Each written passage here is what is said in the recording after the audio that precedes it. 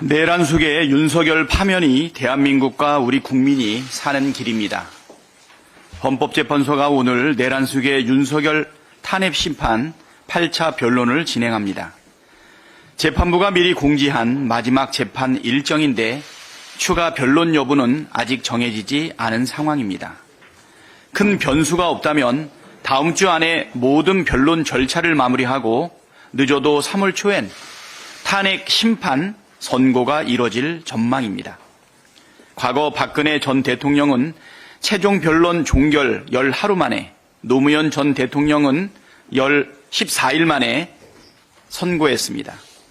윤석열 측이 추가 증인을 신청하고 변론 절차에 문제를 제기하는 등 탄핵 재판 지연을 노린 꼼수를 쓰고 있지만 어림도 없습니다. 내란 속에 윤석열을 파면해야 할 이유와 증거는 이미 차고 넘칩니다. 12.3 비상계엄이 헌법 제77조에 규정된 요건과 절차를 명백하게 위배했으며 포고령 자체도 위헌적 내용으로 가득합니다. 윤석열의 국회의원 체포 지시를 입증하는 증인들의 일관된 진술과 기록, 내란죄 요건인 폭동을 적시한 검찰의 김용현 공소장, 성관이 군투 입은 내가 지시했다는 윤석열의 결정적인 자백 등 위헌, 위법 증거가 산처럼 쌓여 있습니다. 그럼에도 내란 속의 윤석열은 여전히 새빨간 거짓말과 궤변으로 혹세 무민하고 있습니다. 재판정에 뻔뻔하게 앉아있는 그 얼굴을 보는 것 자체가 고역입니다. 윤석열을 파면해야 대한민국이 삽니다. 헌재가 신속한 파면으로 대한민국 정상화를 앞당기길 당부드립니다. 국민의힘은 헌정 질서를 부정하는 일체의 망동을 즉각 중단해야 합니다. 국민의힘은 내란 속의 윤석열과 야합해 이른바 탄핵기획 음모론을 퍼뜨리고 탄핵 반대 집회 참가를 독려하는 등 선동에 열중하고 있습니다. 권성동 원내대표 등 국민의힘 의원들은 어제 헌법재판소에 몰려가서 헌재 심판이 편파적이고 불공정하다는 등 헌재가 정치 재판을 한다는 등 헌재 흔들기에 열을 올렸습니다. 김기현, 윤상현 의원 등은 부정선거 음모론을 전파하는 구구단체와 빈번하게 접촉한다는 보도도 나왔습니다. 근거도 없는 음모론과 궤변을 바탕으로 한 선동과 헌법재판소 협박은 지난달 서부지법을 폭력으로 짓밟은 폭도들과 쌍둥이처럼 닮았습니다. 헌재 판결마저 불복하려고 밑밥을 까는 것입니까?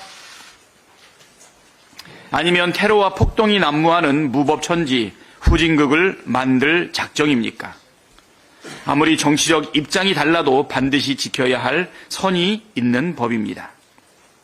헌법수보의 마지막 보루인 헌법재판소를 대놓고 협박하는 행위는 헌정질서를 부정하는 행위이고 체제 전복을 꾀하는 반국가 세력이나 할 짓입니다. 국민의힘은 선을 넘는 일체의 행위를 즉각 중단하고 헌정질서를 존중하십시오. 민주당은 오늘 이재명 대표가 제안한 30조 원 추경 세부안을 발표합니다.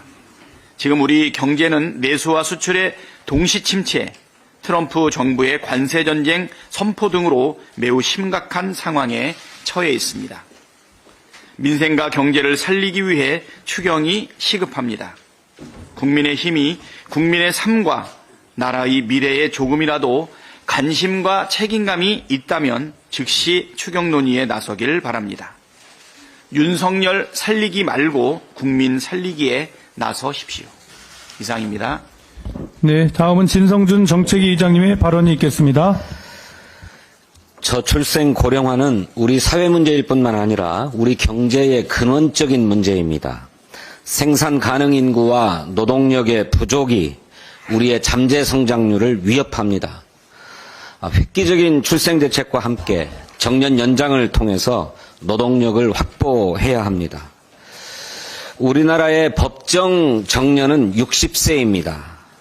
얼마든지 일할 수 있는 나이인데도 은퇴하는 것은 사회적으로 낭비일 뿐만 아니라 당사자에게도 바람직하지 않습니다.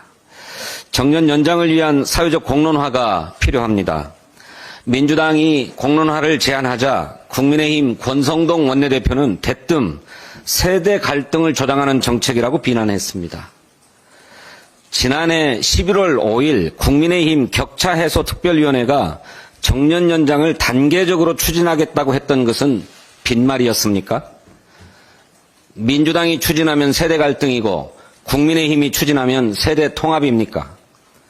원내대표가 자기 당이 추진하는 일을 아는지 모르는지 참으로 헛웃음만 납니다. 국민의힘 김상훈 정책위 의장도 경사노위가 합의안 도출에 힘쓰고 있는 시점에 이를 일방적으로 무력화하는 것이다 이렇게 비난했습니다. 지난해 12월 3일 윤석열이 내란을 일으키자 한국노총은 정권 퇴진을 요구하면서 경사노위에서 즉각 철수했습니다. 내란으로 인해서 그동안에 어렵사리 진행되어 왔던 사회적 대화가 중단된 상태이고 정년 연장 논의도 중단된 상태입니다. 그런데 경사노위가 무슨 합의안 도출에 힘쓰고 있단 말입니까? 국회가 사회적 대화를 이어가야 합니다. 정부는 노동계가 복귀하지 않으면 공익위원 중심으로 정년 연장 방안을 내놓겠다 이렇게 얘기하고 있습니다마는 노사 간의 합의 없이 그냥 밀어붙일 사안이 아닙니다. 국회가 사회적 대화를 이어가야 합니다. 정년 연장에 따른 사회적 부담을 최소화하고 분담할 방안을 사회적 합의를 통해서 도출해야 합니다. 국회 정년 연장 특별위원회 설치를 제안합니다. 민주당은 정년 연장 TF를 설치해서 국회 논의를 뒷받침하겠습니다. 당 차원에서 사회적 대화를 추진하고 합리적인 추진 방안을 마련하겠습니다. 국민의힘은 민주당이 하는 것이라면 무조건 반대하겠다 하는 생각을 걷고 공론화에 나서길 바랍니다. 국가인권위원회가 내란 수괴 윤석열의 방어권을 보장하라는 권고안을 가결했습니다. 반면에 12.3 비상계엄으로 인해서 시민들이 입은 인권 침해에 관한 직권조사 안건은 기각했습니다. 그 권고안에는 탄핵 심판이 비상식적이고 요식적인 행위라는 노골적인 비난까지 담겼다고 합니다. 그야말로 인권위가 아니라 윤석열만 비호하는 윤권위가 아닌가 싶습니다. 이번 안건을 발의한 김용원 위원은 윤석열 대통령이 지명한 인사로 헌재가 대통령을 탄핵하면 부서 없애야 한다 하는 극언도 서슴지 않았습니다.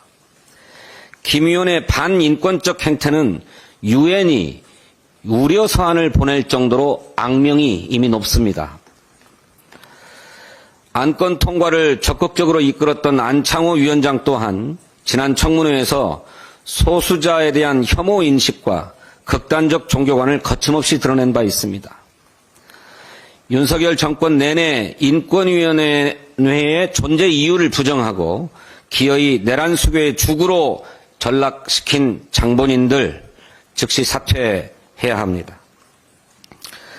내란 수괴의 또 다른 주구인 국민의힘도 헌재 흔들기에 나섰습니다. 윤석열의 탄핵 심판 변론이 막바지에 이르자 극단으로 치닫고 있는 양상입니다. 어제 국민의힘 권성동 원내대표의 하루는 입만 떼면 헌재 때리기였습니다. 오전 원내대책회의, 헌법재판소 항의 방문, 오후 의원총회를 통해서 온종일 헌법재판소를 흔들어댔습니다. 원희룡 전 국토부 장관을 비롯한 국민의힘 인사들도 일제히 헌재 흠집내기에 나섰습니다. 내란 수괴를 등에 업고 차기 대권이라도 노려볼 작정인 것 같습니다. 비상계엄 발생이 70여일이 지났고 국회에서 탄핵소추안이 가결된 지 2달째입니다. 대내외 경제 상황은 일촉즉발의 위기에 처해 있고 국민의 일상은 너무나 힘이 듭니다. 그런데 국회 제2당은 내란 동조에 대한 반성은커녕 기어이 탄핵 불복의 길로 갈 모양새입니다. 이제는 내란을 종식하고 민생경제 회복에 집중합시다. 억지를 넘어 반헌법적 주장으로 헌재를 흔드는 일을 당장 멈추고 국민과 국정의 안정을 위해서 협력할 것을 촉구합니다. 감사합니다. 네, 다음은 박범계 법사위원회 정책조정위원장님의 발언이 있겠습니다. 네, 박범계입니다. 윤권이 귀에 쏙 들어오는 얘기네요. 오늘은 현재까지 헌재가 정한 마지막 8차 변론기일입니다. 이미 윤석열 파면을 위한 위헌의 증거는 차고 넘칩니다. 헌법재판관님들께서는 검사의 조서에 대한 증거의 채택, 정족수 그리고 부서 등 비상계엄 국무회의가 성립될 수 없는 점, 끄집어내라는 윤석열의 지시에 의결정족수 표현이 분명했다는 점, 많은 양의 실탄을 의사당 건물에 가져다 놓은 것, 포고령과 쪽지가 국회의 기능을 정지시키려 하는 의도, 윤석열 통화 후 테이저건 공포탄 사용 여부가 논의된 점, 윤석열이 곽종근에 대한 지시가 생중계된 점을 일일이 확인하면서 증인들에게 질문을 한 바 있습니다. 윤석열 피청구인 김용현 그리고 국민의힘은 각각 헌법재판관들을 고발하기도 하고 헌재의 공정한 절차 진행을 폄하하며 우리법재판소, 재판 독재 등의 망언을 일삼으며 헌법소의 기능을 수행하는 헌재에 대한 공격이 상상을 불허하는 수준에 이르렀습니다.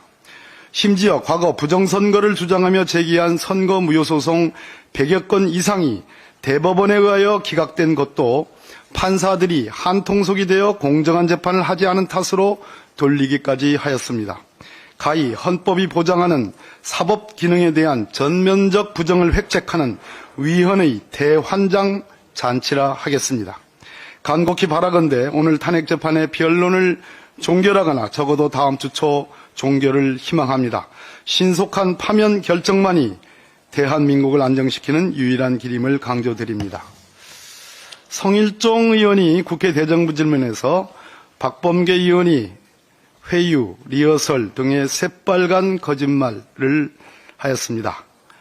여러 가지 내용들은 다른 제가 발표한 것에 참조를 해주시고 곽사령관과 김 단장은 당시 저에게 양심 고백을 한 바 있습니다. 그리고 헌재에서 윤석열 피청구인 측의 회유 관련 질문에 저로부터 회유를 받은 바 없다고 증언하였고 그러하기에 소추인인 국회 측에서도 추가적인 질문조차 던지지 아니하였습니다. 성일종 국방위원장은 고집을 부려 국방위를 당시 사실 열지 않아도 되는 상황이었음에도 불구하고 말 그대로 야당을 배려하는 그런 척하려고 민주당 측의 요구에 응해 국방위를 열었고 윤석열 탄핵 소추의 결정적인 증거인 곽종근의 증언이 가능케 해준 그 자락을 깔게 해준 의원입니다. 그런 면에서 성일종 위원장의 새빨간 거짓말을 면책특권의 보장을 방패 삼아 하고 있는 성 위원장에 대하여 분노보다는 일말의 연민을 느낍니다. 아울러 윤석열의 파면이 임박했구나, 오죽했으면 파면을 면할 실오라기 같은 확률과 기대를 갖고 저런 거짓말을 할까 하는 생각도 듭니다. 지금은 윤석열 파면에 전념할 때입니다. 저들의 저열한 책동에 넘어가서 티격태격 논쟁하지 않겠습니다. 그러나 윤석열 파면 결정 후 성일종 의원과 국민의힘의 거짓 공세에 대해서는 분명한 책임을 물을 것입니다. 이상입니다. 네, 다음은 박성준 원내수석님의 발언이 있겠습니다.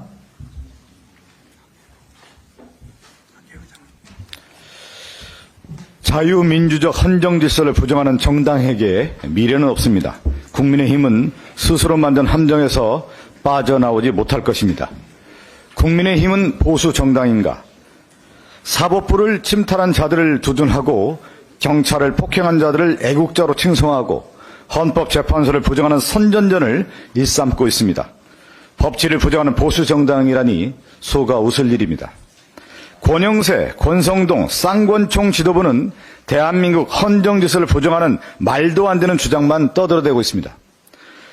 온 국민이 내란을 목격했는데 윤상인 같은 여당 중진이라는 자들은 내란을 옹호하는 궤변을 일삼으며 헌법과 헌정질서를 부정하고 있습니다. 21세기 대한민국의 이런 저급한 수준의 정치인들이 국민을 상대로 궤변과 가짜 뉴스나 퍼뜨리고 있으니 참으로 한심하고 끔찍합니다. 국민의힘은 지금 사법부와 경찰, 선관위를 비롯해 심지어는 안보기관의 공직자까지 공격하고 있습니다. 자기 이익을 위해서라면 국가 안보와 국민 안전에 위해를 가할 수 있고 국가의 기본 질서마저 해칠 수 있다는 것을 매일매일 증명하고 있습니다. 지금이야 자기 생존을 위해 말도 안 되는 주장을 펼치며 내란 수계를 옹호하고 있지만 결국 스스로 만든 함정에 빠져 다 같이 몰락할 것입니다. 지금 국민은 국민의힘을 범죄를 옹호하고 헌정질서를 파괴한 정당으로 보고 있습니다. 국민의힘이 앞으로 어떤 사탕발림의 말을 하더라도 국민이 믿지 않을 것입니다. 지지를 호소하고 약속을 해도 믿어줄 사람은 없습니다. 자기 이익을 위해 국가에 해를 끼칠 수 있는 불량 정당에게 표를 줄 국민은 없습니다. 더 이상 위법과 위헌을 일삼는 세력이 활개를 치는 것을 두고 볼 수는 없습니다. 국민의 고통이 너무나 커지고 있습니다. 헌법재판소는 신속히 탄핵 심판을 마무리하고 국가와 국민을 위한 결정을 내려야 합니다. 지금은 내란 수계 파면을 통한 내란 종식이 애국이고 대한민국을 살리는 유일한 길입니다. 빠르고 현명한 결정을 기다리겠습니다. 네, 다음은 문정복 교육위원회 정책조정위원장님의 발언이 있겠습니다. 네, 더불어민주당 교육위간사 문정복입니다.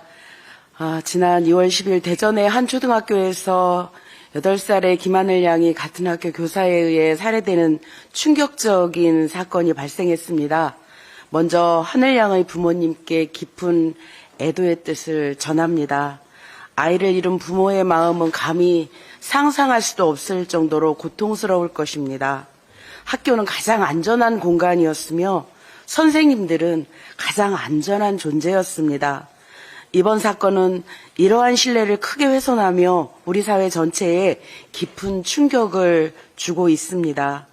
단순한 범죄를 넘어 학교와 사회 전반의 안전망과 아동보호체계 그리고 교육 시스템의 근본적인 문제점을 다시 돌아보게 합니다.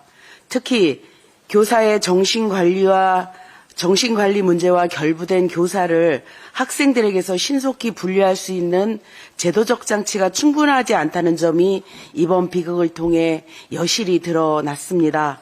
사건 발생 전에도 이상행동을 보이며 동료 교사들에게 불안을 야기했음에도 학교장과 교육청은 해당 교사를 신속하게 분리할 수 없었습니다. 현재 교육 시스템 내에서는 교사의 정신건강 상태를 체계적으로 관리하거나 정상적인 교육활동이 어려운 교사를 조기에 인지하고 적절히 대응해 나갈 수 있는 체계가 충분하지 않았습니다. 어제 저희 민주당 교육위원들은 하늘양 조문 이후 학교장과 면담을 가졌습니다. 학교장 면담 결과에 따르면 교사가 이상 징후를 보여도 신속히 분리할 수 있는 조치가 규정상 어려웠으며 가해자는 휴직 신청 후 20일 만에 제출된 이상 없음 진단서 한 장으로 아무런 제재 없이 복직할 수 있었습니다. 또한 해당 교사의 가족에게 도움을 요청해서 교사가 학교에 출근하지 않을 수 있도록 휴직할 수 있도록 권고하였으나 가족들은 실제로 가정 내에서 이 교사를 감당할 수 없었다라는 말을 통해 이 오롯이 학교 현장에서 그 정신질환의 문제를 가진 교사를 감당할 수 없었음이 드러났습니다. 이에 더불어민주당은 다음과 같은 개선책을 시급히 논의할 것입니다. 정상적인 교육활동이 불가능한 교원일 경우 질환교원심의위원회를 의무화하고 직권휴직이나 업무배제가 원활히 이루어질 수 있도록 하겠습니다. 또한 정신질환으로 휴직 후 복직할 때 엄격한 심사 기준을 적용하고 단순한 진단서 제출이 아니라 별도의 면담 및 평가 과정을 통해 거칠 수 있도록 개선하겠습니다. 그리고 가장 중요한 것은 학부모들께서 간절히 바라는 것은 이런 참극이 다시는 발생하지 않는 것을 준비하는 것일 것입니다. 이를 위해 학생 보호를 위해 출입 통제를 강화하고 교내 돌봄 시스템을 개선하고 안전한 하교 절차를 마련할 것입니다. 특히 학생들이 안전하게 하교할 수 있도록 돌봄교실과 학부모 간의 실시간 확인 절차를 더욱 강화하는 방안을 요구하겠습니다. 교육부에게 현재 학교 전담 경찰관 SOP가 여러 학교들 대상으로 한 명씩 배정되고 있는 것을 초등학교마다 배치하는 것을 협의하도록 하겠습니다. 하늘이법 제정을 통해 교사들의 정신건강을 챙기고 필요시 긴급 개입할 수 있는 방안을 마련하겠다고 밝혔습니다. 학교 구성원들이 안전한 학교 환경에서 학습과 교육에 전념할 수 있도록 정부의 책임 있는 조치를 철저하게 견인해 나가도록 하겠습니다. 마지막으로 부탁의 말씀을 드리겠습니다. 사건 이후 일부 온라인 커뮤니티와 언론에서 왜곡된 정보나 추측성 보도를 퍼뜨리며 특정 집단 간 갈등을 조장하는 행태가 나타나고 있습니다. 이는 유가족에게 또 다른 상처를 주는 2차 가해이며 사건의 본질적인 해결에도 전혀 도움이 되지 않고 있습니다. 이번 사건을 계기로 우리 사회의 교육 시스템과 안전망을 근본적으로 재정비하고 아이들이 안전하게 성장할 수 있는 환경을 만들기에 저희 더불어민주당은 모든 역량을 집중할 것을 약속드리겠습니다. 감사합니다. 네, 다음은 김원희 산자위 정책조정위원장님의 발언이 있겠습니다. 네, 산자위 간사 김원희입니다.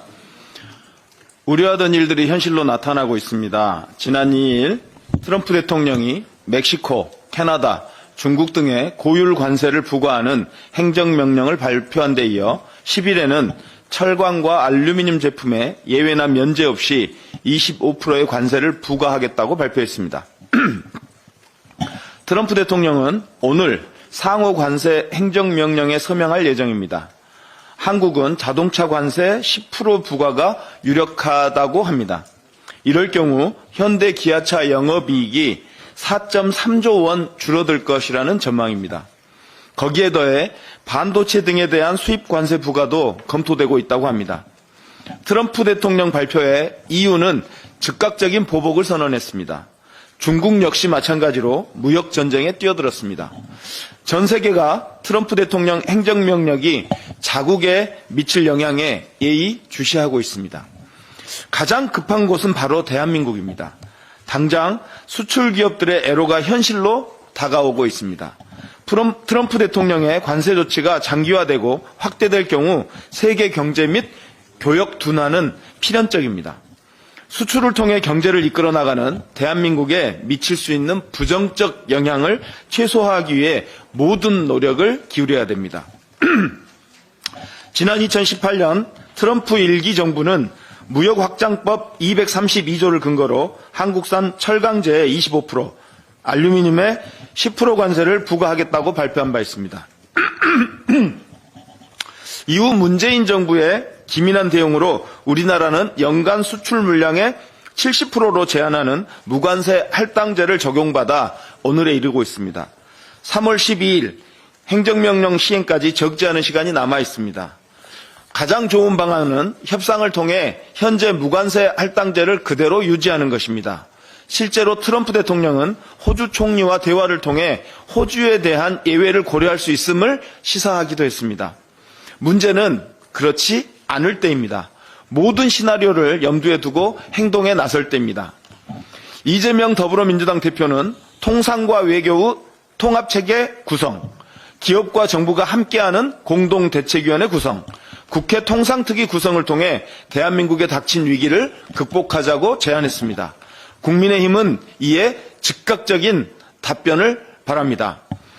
트럼프 대통령 당선 이전부터 산업통상자원부는 미국 대통령 선거 이후에 모든 상황에 제대로 대비하고 있다고 답변했습니다. 그러나 현실은 녹록지 않습니다.